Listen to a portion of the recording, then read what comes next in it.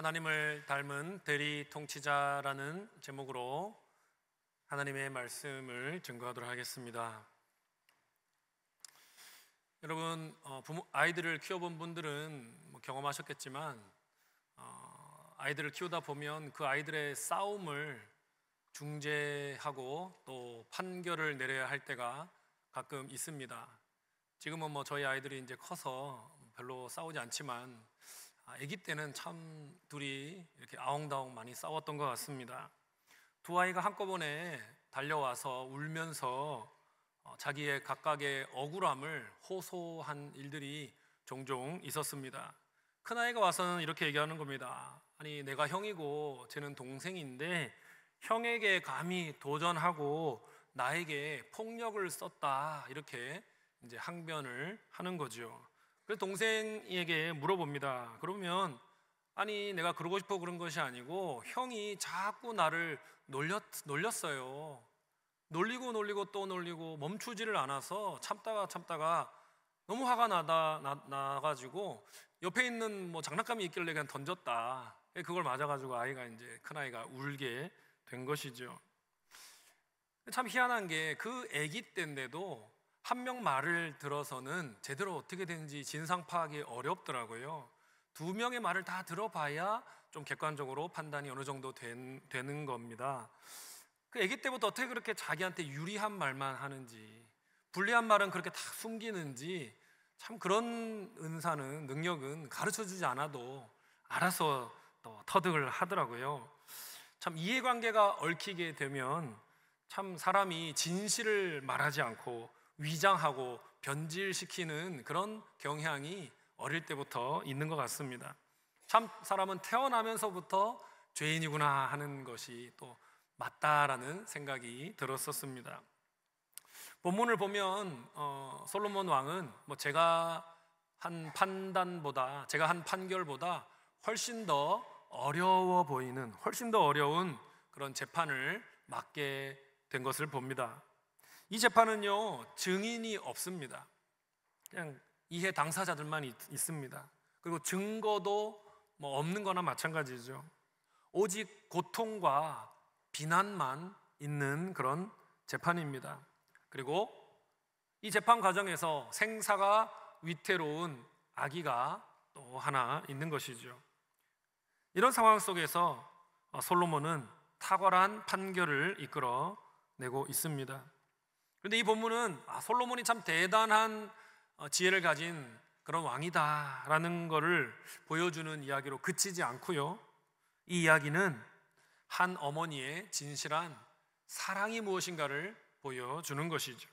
또한 솔로몬 왕이 두려운 칼을 휘두르는 또 정의의 재판관임을 보여주고 있는 거죠. 그리고 또 나아가서 이 이야기는 우리가 더 참되고 더 위대한 왕을 기다리고 기대하게 만드는 그런 이야기인 것입니다. 바로 예수님께로 우리를 이끌어가는 이야기인 것입니다. 솔로몬 왕의 지혜로운 판결과 한 어머니의 희생적인 사랑을 통해서 우리가 진정으로 사모하고 기다려야 할 왕이 누구인가, 이런 질문을 던지게 됩니다. 그리고 그 왕이 바로 예수 그리스도임을 발견하게 되고, 우리가 바로 그 예수 그리스도 진정한 왕을 닮은 삶을 살아야 하는구나, 그런 가르침을 우리가 또 이 본문, 구약 본문이지만 이 안에서 참된 왕이신 예수 그리스도를 발견하게 되는 것입니다. 오늘 말씀을 통해서 하나님을 닮은 대리 통치자로서 하나님이 우리가 이 땅 가운데서 어떤 모습으로 하나님, 진정한 왕 하나님을 닮은 대리 통치자로 살기 원하시는지 깨닫게 되고 또 순종하며 나아가는 저와 여러분이 되기를 바랍니다. 첫째로, 진정한 왕은요, 깨지고 상한 자를 치유하는 것입니다. 받아합시다. 깨지고 상한 자를 치유하는 자입니다. 두 여인이 솔로몬 왕 앞에 서 있습니다. 이 두 여인은 성매매 여성들입니다. 이 두 사람은 작고 어두운 방에서 함께 지내고 있었다라고 말합니다. 조노트라고 하는 이 히브리어 단어는 성매매 여성을 가리키는 단어인데요, 이스라엘 사회에서 도덕적으로 실패한 사람, 사회적으로 배제당한 사람, 그리고 수치스러운 존재를 가리키는 단어입니다. 이 두 여인은 매우 가난했습니다. 보호받지 못했습니다.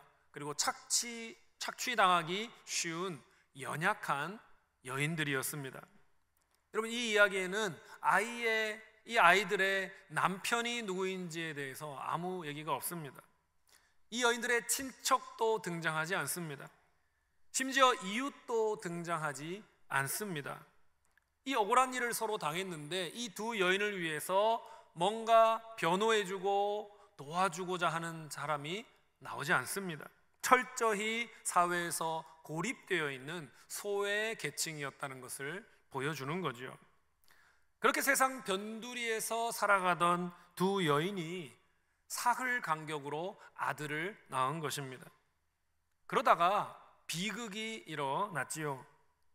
한 여인이 밤중에 실수로 자기 아기 위에 누워 버린 것입니다. 그 아이를 죽여 버린 것입니다. 얼마나 절망했겠습니까? 의도치 않은 사고가 일어난 것이죠. 너무나 이 여인은 절망하였는데, 그러다가 잘못된 결정, 냉혹한 결정을 하고 그것을 실행에 옮기고 마는 거지요. 함께 사는 그 다른 여인이 잠들어 있는 사이에 죽은 자기 아이와 살아있는 그 아이를 바꿔치기 한 것입니다. 그리고 아침이 되자 두 번째 여인은 자기 아이에게 젖을 물리려고 아이를 들어보니 힘이 없이 축 늘어지는 겁니다. 아이가 죽어 있는 것이죠. 그러고는 곧 알아채게 되었습니다. 이 아이는 내 아들이 아니야. 그녀는 자기 아이를 돌려달라고 항변했겠지요. 그러나 빼앗긴 아들을 되찾지 못했습니다.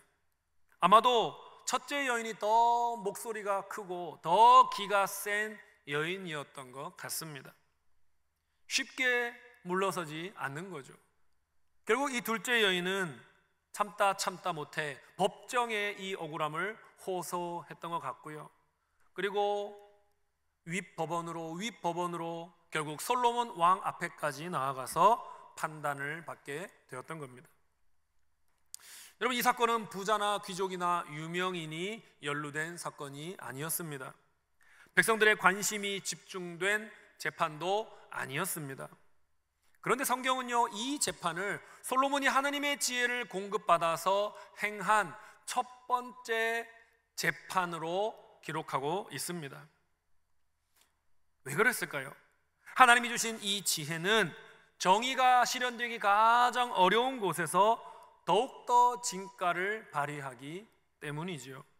가장 소외된 여인들 간의 사건에 대한 재판이 정말 하나님께서 주신 그 지혜를 가장 빛나게 할 수 있는 기회였던 것이죠. 이 재판은 어쩌면 지방법원에서 고등법원으로, 고등법원에서 대법원으로 올라온 셈일 겁니다. 이제 하나님의 지혜를 부여받은 솔로몬은 사회에서 가장 낮고 천한 사람들을 위해서 신중한 판결을 내려야 합니다.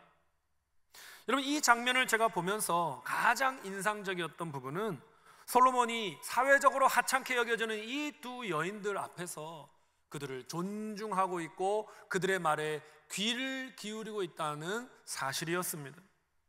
그들의 말에 끼어드는 모습이 없습니다.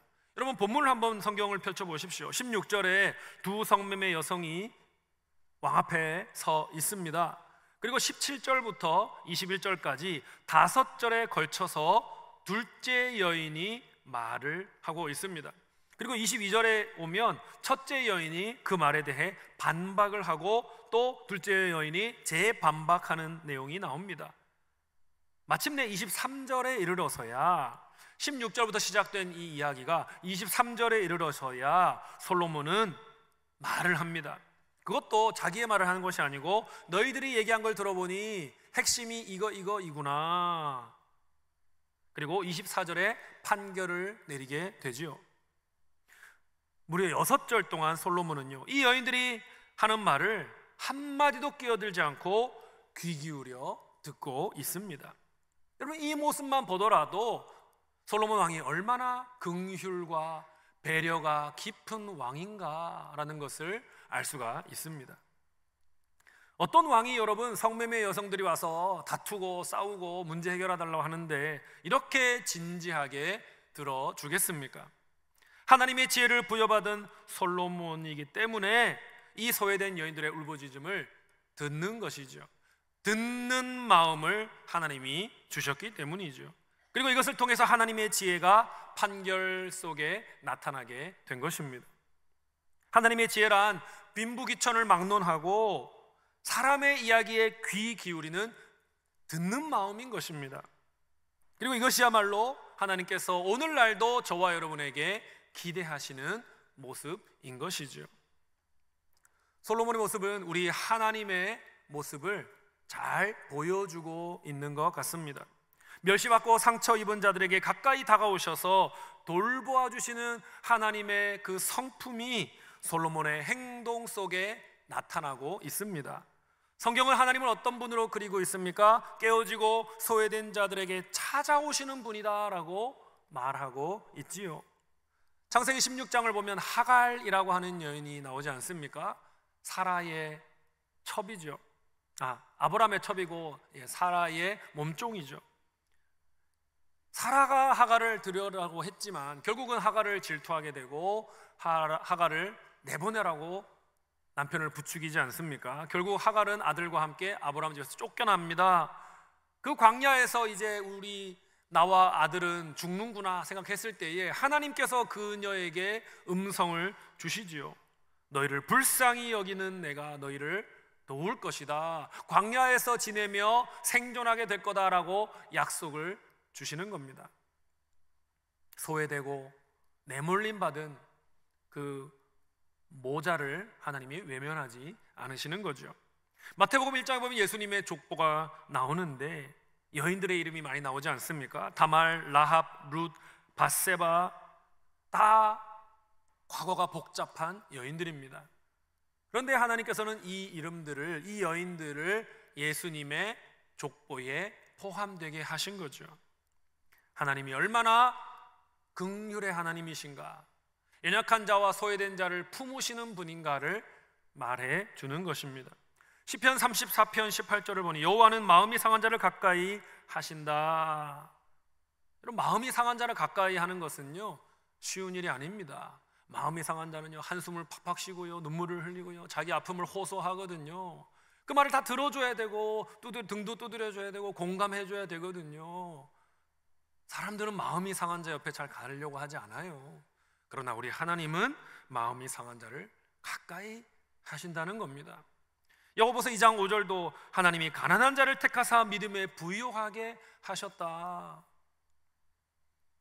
세상 사람들은 무관심한 그 가난한 자를 오히려 택하셔서 그들이 비록 물질에는 가난할지라도 영적으로는 부유케 하시는 은혜를 주신다는 것입니다. 하나님이 약하고 천한 자의 신음소리에 귀를 기울이시는 분인 거지요. 그러므로 하나님의 다스림을 대리하는 왕 솔로몬도 오늘날 하나님의 통치를 반영하는 우리 그리스도인들도 하나님의 이러한 성품을 닮아야 하는 것입니다. 사실 우리 예수님이야말로 솔로몬 왕 못지않게, 더 솔로몬보다 뛰어나게 하나님의 성품을 보여준 진정한 왕이시라는 사실을 아시지요. 사람들이 기피하는 문둥병자를 예수님이 고쳐주셨습니다. 그 나병 환자를 사람들은 멀리서만 봐도 피해갔는데 예수님은 그를 고쳐주실 뿐만 아니라 만져서 치유해 주셨습니다. 사람들이 경멸하여서 죽이려고 했던 한 간음한 여인이 있었지요. 사람들이 돌로 쳐 죽이려고 했으나 예수님은 그녀를 변호해 주셨고 그녀를 살려 주셨지요. 도덕적인 문제로 또 손가락질 받던 사마리아의 수가성 여인이 있었습니다. 우물가에 만난 그 여인의 말을 예수님은 경청해 주셨지요. 그리고 그녀를 격려해 주셨고 그녀의 자존감을 회복시켜 주셨고 예수 그리스도를 통해 구원을 얻게 해 주셨던 것입니다. 참으로 예수님은 이사야 선지자가 예언했던 것과 같이 상한 갈대를 꺾지 아니하시고 꺼져가는 등불을 끄지 아니하시는 우리 하나님의 성품을 닮은 메시아셨던 겁니다. 참으로 예수님은 하나님의 성품을 너무나 잘 보여주신 진정한 왕이셨던 겁니다. 사랑하는 여러분, 솔로몬처럼 저와 여러분도 주변에 깨지고 상한 이들의 말을 귀 기울여 듣는 자가 될 수 있기를 바랍니다. 그들의 눈물에 함께 할 수 있는 하나님의 지혜를 받은 자로 살기를 간절히 바랍니다. 진정한 왕이신 하나님을 닮아서 그분이 주신 지혜로 세상에서의 사명을 감당하는 저와 여러분이 되어야 하는 겁니다. 연약한 이웃을 섬기기 원하십니다. 그리고 하나님은 우리를 통해 그런 연약한 자들이 주님을 만나게 되기를 원하십니다. 우리는 그런 분들을 오히려 더 찾아가 돕고 우리를 통해 주님 만나게 해야 되는 거죠.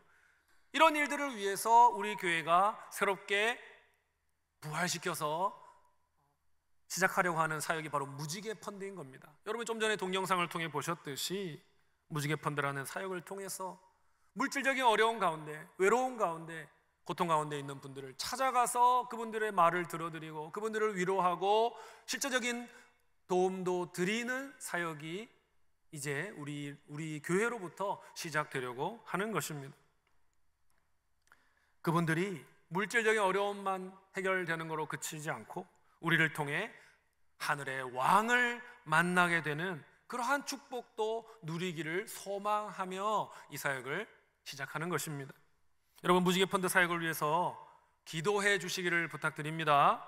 그리고 하나님께서 기도하는 가운데 마음을 주시면 이 사역에 실질적으로 또한 동참하시는 여러분들이 많이 나오시기를 바랍니다.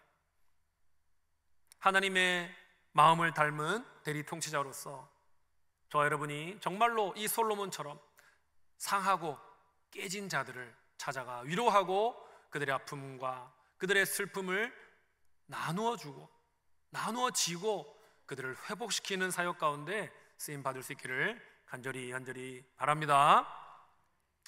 자, 두 번째는요, 진정한 왕은 자기 권리를 주장하지 않고 자기를 내려놓음으로써 사랑을 나타내는 것입니다. 받아합시다. 자기를 내려놓음으로써 사랑을 나타내는 자입니다. 솔로몬 앞에 두 여인이 서 있지요. 자기의 주장을 열심히 펼치고 있습니다. 그리고 23절에서 솔로몬 왕은 두 여인의 쟁점을 요약해서 이렇게 제시했습니다. 23절에 이 여자는 말하기를 산 것은 내 아들이요 죽은 것은 내 아들이라 하고 저 여자는 말하기를 아니라 죽은 것이 네 아들이요 산 것이 내 아들이라 하는도다. 그 말을 들은 솔로몬 왕이 이제 판결을 내리는데 예상을 뛰어넘는 명령을 주고 있는 겁니다. 24, 25절을 같이 읽읍시다. 시작. 또 이르되 칼을 내게로 가져오라 하니 칼을 왕 앞으로 가져온지라. 왕이 이르되 산 아이를 둘로 나누어 반은 이 여자에게 주고 반은 저 여자에게 주라. 큰 칼을 가져와서 아이를 둘로 나누어 쪼개라. 그렇게 명령하고 있는 겁니다. 왕이 농담을 하는 것입니까? 아닙니다. 왕은 지금 진지합니다. 히브리어 본문에 보면 아주 건조한 법정적인 어조로 기록이 되어 있습니다. 왕의 명령을 들었을 때 얼마나 사람들이 간담이 선을 했겠습니까? 아이가 무슨 빵덩어리도 아닌데 그것을 잘라서 나눠줘라, 이렇게 명령을 하고 있는 겁니다. 여러분, 칼이라고 하는 이 이미지, 히브리어에서는 헤레브라고 하는 단어인데요, 칼은요 구약 성경에서 주로 하나님의 심판을 나타내는 단어입니다. 창세기 3장에서 아담이 하나님께 에덴 동산에서 범죄하지 않습니까? 반역을 일으키지 않습니까? 그리고 에덴 동산에서 쫓겨나지 않습니까? 다시 아담이 에덴으로 들어오지 못하도록 하나님께서 천사들을 세우시고 불칼을 들은 천사들을 통해 입구를 막으시죠. 그 불칼, 바로 헤레브인 것입니다. 레위기 26장에서도 칼은요 가나안 족속에 대한 심판의 도구였습니다. 뿐만 아니라 우상을 섬긴 이스라엘을 향한 심판의 수단도 바로 칼이었습니다. 칼은 하나님의 심판인 것이죠. 그런 심판의 칼이 내려진다면 거짓말을 하는 여인에게 내려져야 되는 것 아닙니까? 그런데 지금은 오히려 아무 죄가 없는 이 아기에게 이 칼이 내리쳐질 위기가 닥쳐온 겁니다. 솔로몬의 칼이 정의를 실현해야 되는데 자칫 잘못하면 정의는커녕 무고한 생명을 빼앗아 갈 수 있는 그런 상황이 벌어진 것입니다. 왕의 법정에 있던 사람들은 이 상황을 보면서 이 아기가 과연 어떻게 될 것인가, 아기의 운명에 대해 숨죽이며 지켜보고 있었을 것입니다. 하지만 여러분, 걱정할 필요가 사실은 없는 것이죠. 왜 그렇습니까? 솔로몬은 분명한 의도를 가지고 이 단호한 명령을 내렸기 때문입니다. 솔로몬은 여인들의 진술을 통해서는 진짜 어머니를 밝힐 수 없다는 것을 알았습니다. 죽은 아이의 모습을 보고는 누가 이 아이를 죽였는가를 알 수 없다는 것을 알았습니다. 산 아이를 봐서도 마찬가지죠. 솔로몬은 결심을 한 것입니다. 결국 인간의 마음을 시험해야 한다는 것을 알았던 겁니다. 죽음이라는 극한 상황을 만들어서 그 두 여인의 마음 깊은 곳에 있는 진심을 드러내게 해야 한다는 걸 안 거죠.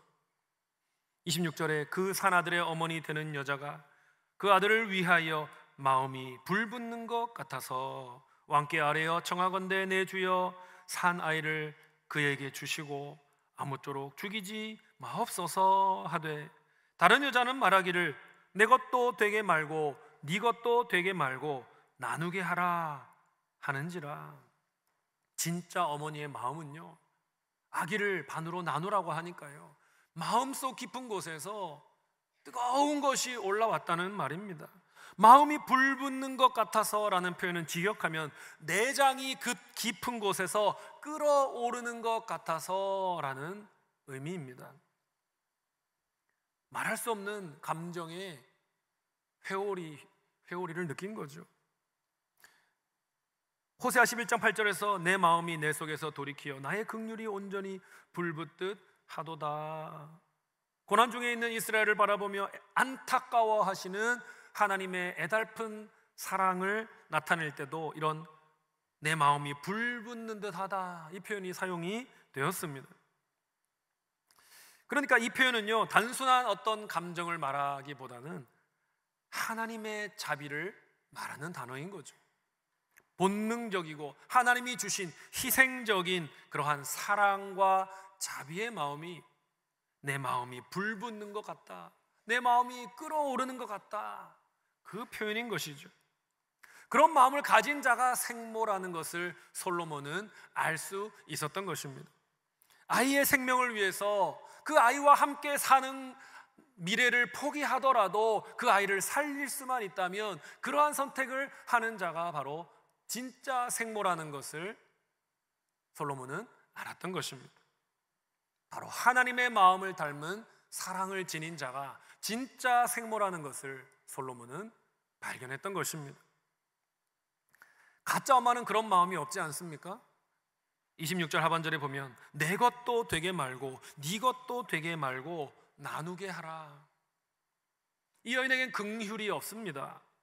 아이를 위한 호소가 없지 않습니까? 경쟁심만 남아 있는 거죠. 사실 이 여인은 그 아이를 원하지 않는 것 같아요. 오히려 그 여인이 원하는 건 무엇입니까? 상대 여인도 똑같이 고통을 받는 거죠. 그녀의 사랑은 가짜인 거죠. 자기 중심적이고 경쟁적이고 생명을 귀하게 여기지 않고 경쟁에서 이기려는 욕심만 남아 있는 것입니다. 사랑하는 여러분, 이 가짜 엄마의 모습 너무 안타깝고 가증스럽지 않습니까? 그런데 혹시 이런 면이 저와 여러분에게는 혹시 있지 않습니까? 다른 엄마를 이기고 싶은 욕심 때문에 우리 아이를 칼로 나누지는 않겠지만 힘들어하고 감당하기 어려워하는 공부와 과업들을 강요하신 적은 없습니까? 직장 내의 경쟁에서 내가 저 사람은 이겨야 해 하는 그 욕심 때문에 그 사람과 쌓아온 그 세월들과 우정을 그냥 너무 쉽게 깨트려 버린 적은 혹시 여러분 없으십니까?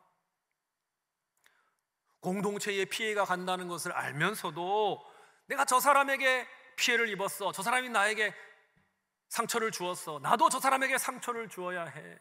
내가 한 방 먹일 수 있다면 공동체가 시끄러워지고 피해가 주어져도 나는 상관없어, 내 복수만 하면 돼. 그런 생각을 하신 적이 혹시 없으십니까?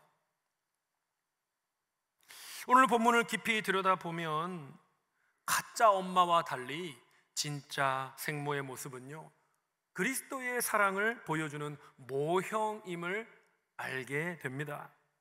그녀는 생명을 살리기 위해 자기의 권리를 내려놓지 않았습니까? 그리고 이것은 자기를 비우시고 십자가에까지 낮아지신 예수 그리스도의 모습을 좀 낮은 단계이지만 미리 보여주는 역할을 하는 것입니다. 요한일서 3장 16절에 보니까 그는 우리를 위하여 목숨을 버리셨으니 우리가 이로써 사랑을 알고. 여러분, 모든 참된 사랑은요, 십자가를 닮았습니다. 자기를 내려놓는 모습을 갖고 있는 것이 바로 진짜 사랑인 것입니다. 빌립보서 2장 6절로 8절을 보면 그는 근본 하나님의 본체시나 하나님과 동등됨을 취할 것으로 여기지 아니하시고 오히려 자기를 비워 종의 형체를 가지사 사람들과 같이 되셨고 사람의 모양으로 나타나사 자기를 낮추시고 죽기까지 복종하셨으니 곧 십자가에 죽으심이라. 진짜 생모의 희생은요, 단순한 모성애가 아닌 거죠. 이 모성애는 장차 우리에게 주어질 완전한 사랑, 십자가의 사랑을 미리 보여주는 역할을 한 겁니다. 바로 자기 권리를 포기하고 자기를 비우고 자기를 낮추는 사랑이었던 것입니다. 솔로몬이 명한 심판의 칼은 진짜 생모의 사랑 앞에서 멈출 수 있었습니다. 그렇다면 죄인들을 향한 하나님의 심판의 칼은 예수님의 사랑 앞에서 멈추었습니까? 아닙니다. 모든 죄에는 반드시 정의로운 대가가 필요하기 때문에 갈보리의 칼은요, 예수 그리스도에게 앞에서 멈춰지지 않았고요, 그 예수 그리스도에게 내리쳐졌다는 사실입니다. 우리에게 떨어져야 할 칼이 하나님의 아들에게 떨어진 것입니다. 예수님은 우리를 살리시기 위해 우리의 죄를 지고 십자가에 달려 죽으셨습니다. 솔로몬의 칼은 사랑을 드러내기 위한 위협에 그쳤지만 하나님의 정의로운 칼은요, 사랑을 드러내기 위해 아들을 실제로 찌를 수밖에 없었던 것입니다. 그만큼 우리의 죄가 깊다는 것이지요. 그만큼 예수님의 사랑이 크다는 것이지요. 그만큼 우리가 받은 구원이 놀랍다는 의미입니다. 우리 주변에도 하나님을 닮아서 포기하고 낮아지고 내어주는 사랑을 행하신 분들이 주변에 있습니다. 자녀들의 미래를 위해서 자기의 꿈을 내려놓은 부모님들이 계시지 않습니까? 사업의 이윤을 얻었는데 그것을 자기 유익을 위해 사용하는 것이 아니라 복음 전도와 신학 발전을 위해 바치신 분들을 저는 알고 있습니다.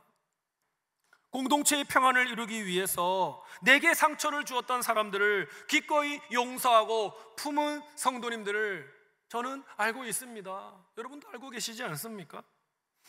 이분들은요, 내가 이기는 것이 별로 중요하지 않은 분들인 거죠.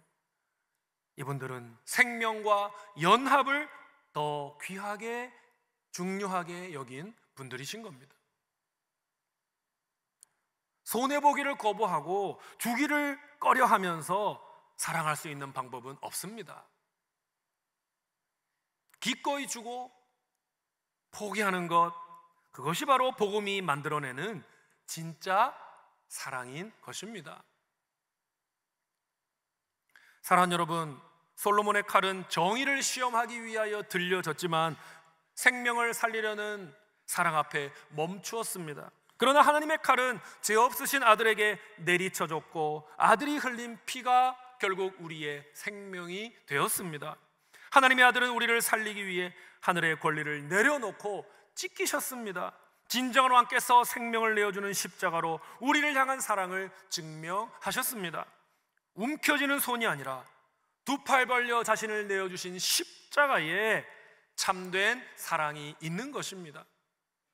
저 여러분도 하나님의 형상을 닮은 대리통치자로서 삶의 자리에서 나의 권리는 내려놓고 생명 살리는 십자가 사랑을 드높이는 그러한 삶이 되기를 간절히 바랍니다. 셋째로, 진정한 왕은요, 하나님의 지혜로 판단하는 자입니다. 받아합시다. 하나님의 지혜로 판단하는 자입니다. 여러분, 이 이야기의 절정이 무엇일까요? 아기가 생모에게 돌아가서 빵긋 웃으며 그 아이에게 막 젖을 물리면서 기뻐하는 장면일까요? 물론 그런 장면도 우리 상상할 수 있지요. 그런데 본문에 온 나라가 이 재판을 보고 이 재판에 대해 듣고 솔로몬을 두려워하게 된 것이, 경외하게 된 것이 이 본문의 절정이라 할 수 있습니다. 28절 말씀 같이 읽읍시다. 시작. 온 이스라엘이 왕이 심리하여 판결함을 듣고 왕을 두려워하였으니 이는 하나님의 지혜가 그의 속에 있어 판결함을 봄이더라. 이 두려움은요, 솔로몬 왕이 덜덜덜덜 무서워서 떨었다, 단순한 두려움을 말하는 것이 아닙니다. 이 두려움은요, 하나님 앞에서 느끼는 거룩한 감정, 거룩한 떨림인 것이죠. 개역거정 개정 성경을 보니까요, 하나님의 지혜가 솔로몬 안에 있어서 판결함을 보았다라고 되어 있는데요, 좀 더 정확하게 정의를 행함을 보았다라고 옮기는 것이 좋습니다. 실제로 영어 성경 ESV도 The wisdom of God was in him to do justice. 하나님의 지혜가 그 솔로몬 안에 있어서 정의를 행했다라고 번역하고 있습니다. 여러분, 하나님의 지혜라는 표현이 성경에 많이 나올 것 같잖아요. 그런데 흥미롭게도 여기에 딱 한 번 나옵니다. 하나님의 지혜라는 표현이요. 이 희귀한 표현이 여기에서 사용된 것은 솔로몬의 지혜가 단순히 인간적인 통찰이 아니라는 거죠. 성령께서 주신 영적인 은사라는 뜻입니다. 백성들은 단순한 총명함이 아니라 하나님의 성품이 담긴 판단, 재판을 본 것이죠. 한 나라의 왕이 천대받는 그런 여인의 편에 서서 정의로운 판결을 내렸지 않습니까? 그런 점에서 솔로몬은 단순히 현명한 통치자가 아니라 하나님의 언약에 따라 정의를 실현하는 이상적인 대리 통치자였던 것입니다. 그래서 백성들은 그를 진심으로 신뢰하게 된 거죠. 진심으로 그를 경외하게 된 것입니다. 여러분, 사람들은 법정 드라마를 좋아합니다. 여러분도 법정에서 나오는 장면들, 통쾌한 나중에 결말이 나는 드라마 좋아하지 않습니까? 사람들이 왜 법정 드라마를 좋아할까요? 피고가 힘이 없습니다. 가난합니다. 말주변도 없습니다. 돈이 없어서 변호사도 사지 못합니다. 증인도 심지어 없습니다. 그런데 원고는요, 비싼 변호사를 대동하고 나타나서 승리를 장담합니다. 그런 상황에서 판사가 조용히 양쪽의 주장을 경청하는 거죠. 그리고 몇 가지 질문을 합니다. 그러고 나서 누가 봐도 합리적이고 공정한 판결을 내리는 것입니다. 이 장면을 지켜본 청중들이 얼마나 감동을 느끼고 전율을 느끼겠습니까? 하나님은 모든 사람들의 마음에 진리와 정의를 사모하는 본성을 심어주셨기 때문입니다. 사람들은 참된 것과 옳은 것을 보고자 하는, 그래도 거룩한 열망을 하나님으로부터 받은 것이죠. 이스라엘 백성을 재판한 솔로몬의 이 보좌, 이 보좌는 장차 다가올 더 위대한 보좌를 미리 보여주는 역할을 한 것입니다. 더 위대한 보좌, 바로 하나님의 사랑과 공의가 만나서 조화롭게 온전히 그 역할을 감당함으로써 하나님이 기뻐하시는 판단을 하는 그 최고의 보좌를 사람들이 기다리게 만드는 겁니다. 그 보좌는 사실은 십자가라는 보좌입니다. 하나님의 사랑과 하나님의 공의가 동시에 만족되는 하나님의 판단의 보좌인 거죠. 솔로몬은 참 사랑을 드러내기 위해 칼을 내들었지만 예수님은 그 사랑을 이루기 위해 그 칼을 스스로 받으셨던 것입니다. 솔로몬의 지혜는 한 아기의 생명을 살려냈지만 그리스도의 지혜는 자신의 생명을 내어주심으로 셀 수 없는 죄인들을 사망에서 구원해 내셨던 것입니다. 그래서 예수 그리스도의 십자가는 하나님의 지혜인 것이죠. 하나님의 능력인 것이죠. 그 예수의 십자가가 우리와 같은 죄인들을 죽음에서 해방하신 것이죠. 깨어진 자들을 치유해 내시는 것이죠.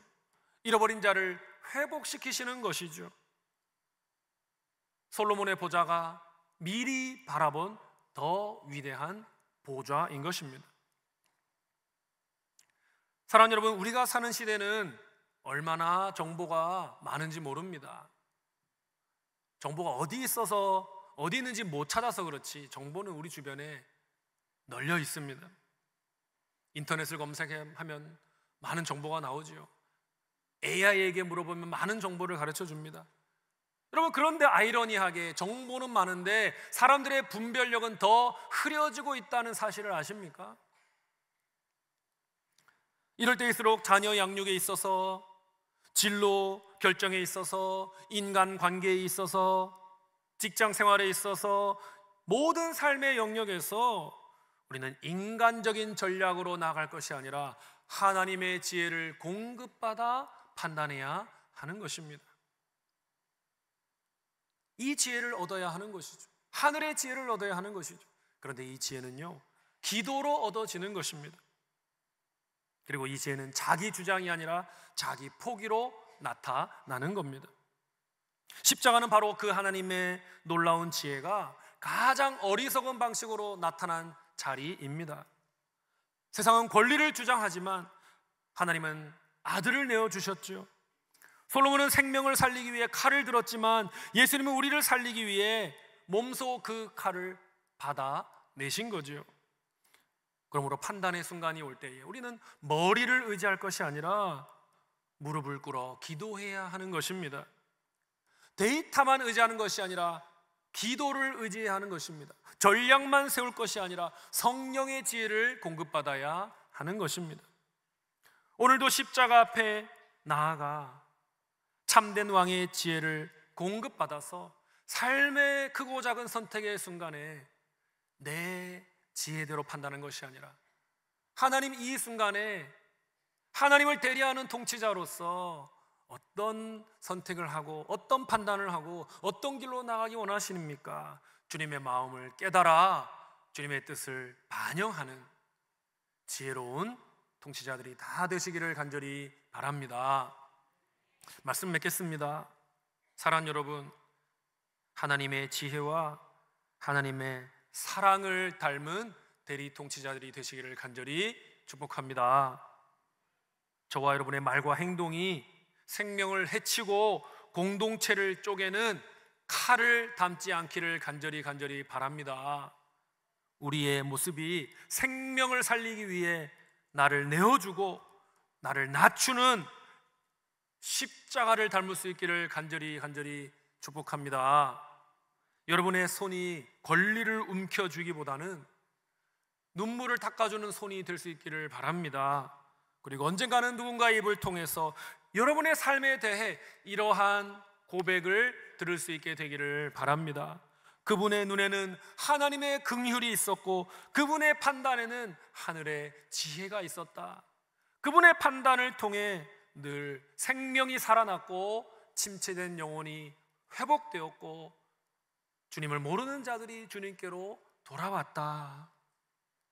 세상의 어둠이 짙어질수록 더 밝게 빛나는 하나님 닮은 대리 통치자로 살아가시기를 간절히 축복합니다. 가정과 일터와 이웃을 십자가의 사랑으로 섬기셔서 주님의 사랑과 정의가 흐르는 그러한 곳으로 만드는 그런 사명 잘 감당해내는 행복한 대리 통치자로서 살아가시는 우리에게 모든 성도님들 되시기를 주님의 이름으로 간절히 축원합니다. 찬양합시다. 아버지 당신의 마음이 하는 찬양 함께 부르겠습니다. 아버지가 바라보는 영혼에게 내 눈이 향하기를 원하고 아버지의 눈물이 고인 곳에 나의 눈물도 고이기를 원하고 주님의 마음을 따라 나도 그 아버지의 마음으로 살아가겠습니다. 고백합시다. 아버지 당신의 마음이 있는 곳에 나의 마음이 있기를 원해요. 아버지 당신의 눈물이 고인 곳에 나의 눈물이 고이길 원해요. 아버지 당신이 바라보는 영혼에게 나의 두 눈이 향하길 원해요. 아버지 당신이 울고 있는 어두운 땅에 나의 두 발이 향하길 원해요. 나의 마음이 아버지의 마음 알아. 내 모든 뜻 아버지의 뜻이 될 수 있기를 나의 온몸이 아버지의 마음 알아. 내 모든 삶 당신의 삶들이 아버지 당신의 마음이 있는 곳에 나의 마음이 있기를 원해요. 나의 마음이 있기를 원해요. 아버지 당신의 눈물이 아버지 당신의 눈물이 고인 곳에 나의 눈물이 고이길 원해요. 아버지 당신이 바라보는 아버지 당신이 바라보는 영혼에 나의 두 눈이 향하길 원해요. 당신이 울고 있는 아버지 당신이 울고 있는 어두운 나의 두 발이 향하길 원해요. 나의 마음이 아버지의 마음 알아. 내 모든 뜻 아버지의 뜻이 될 수 있기를 나의 온몸이 아버지의 마음 알아. 내 모든 삶 당신의 삶들 나의 마음이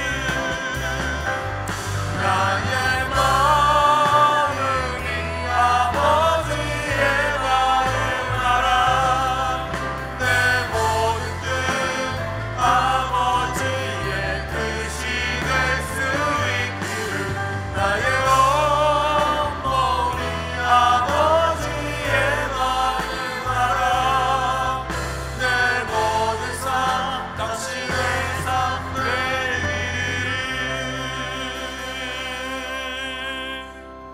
사랑하는 우산시민교회 가족 여러분, 말씀 기억하면서 결단의 기도를 같이 올려드리도록 하겠습니다. 주님, 제가 진정한 왕 예수님을 닮은 마음을 갖도록 도와주옵소서. 깨지고 상한 자들을 품게 하여 주시고 나의 권리를 내어주는 사랑을 보이게 하여 주시고 모든 판단에 있어서 칼이 아니라 십자가를 닮은 하나님의 지혜를 나타내도록 도와주시옵소서. 우리 다 같이 함께 간절히 결단의 기도 주님 앞에 올려드리도록 하겠습니다. 아버지 함께 하여 주옵소서. 주여, 진정한 왕이신 예수님 닮은 마음을 주옵소서. 깨지고 상한 자를 품게 하여 주옵소서. 내 권리를 내어주는 사랑을 나타내게 하여 주옵소서.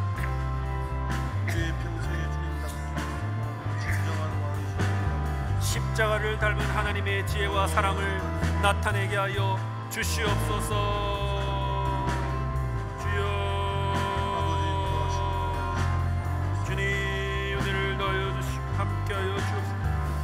세상의 눈에 작고 보잘것없는 자들도 귀하게 여기며 주님의 마음으로 상한 자의 눈물을 닦아주며 억울함에 응답하는 자가 되게 하여 주시고 아버지 주님을 닮은 아버지 대리통치자가 되어서 하느님의 마음으로 이 세상을 치유하며 하나님의 마음으로 이 세상을 아버지 변화시켜 나가는 주님의 종들이 다 되게 하여 주옵소서. 주님의 동역자로서 아버지 하나님 우리의 연약함과 우리의 부족함을 온전히 주님께 맡겨드리고 우리 가정 상한 우리 가정 우리 상한 부부의 관계 우리 상한 직장 동료의 관계 아버지 상해 있고 망가져 있는 아버지 관계들을 주의 은혜로 회복시키게 하여 주시고 칼이 아닌 십자가의 사랑으로 아버지 하나님께서 아버지 내 삶 가운데 행하실 놀라운 일들을 나를 통하여 행하심을 바라볼 수 있도록 도와주시옵소서. 주여 우리는 할 수 없사오니 성령으로 도와주시옵소서.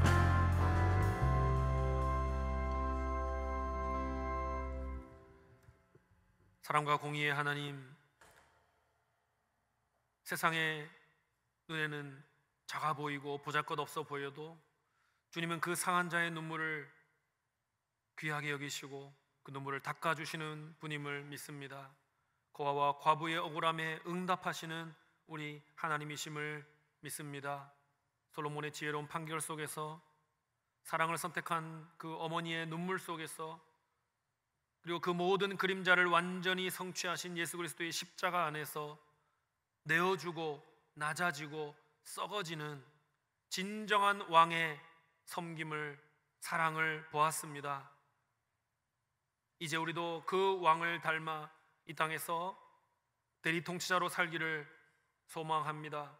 세상 속에서 나의 권리를 주장하기보다 생명을 살리는 길을 따르게 하여 주시고 정의의 칼을 함부로 휘두르기보다 사랑의 눈물로 사람을 품는 자가 되게 하여 주시옵소서.